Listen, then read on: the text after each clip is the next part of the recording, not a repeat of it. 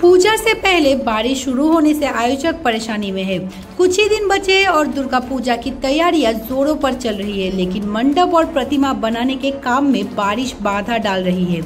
दक्षिण 24 परगना के गंगासागर के महेंद्रगंज दक्षिणपल्ली दुर्गा उत्सव कमेटी का थीम है सबसे ऊपर इंसानियत। यहाँ शंख से बने मंडप में गुफा और पहाड़ पर महादेव जैसे दृश्य दिखाए जाएंगे।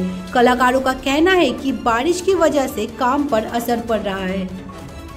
আমাদের রাত জেগে জেগে সারা রাত জেগে আমাদেরকে কাজটাকে তুলতে হচ্ছে।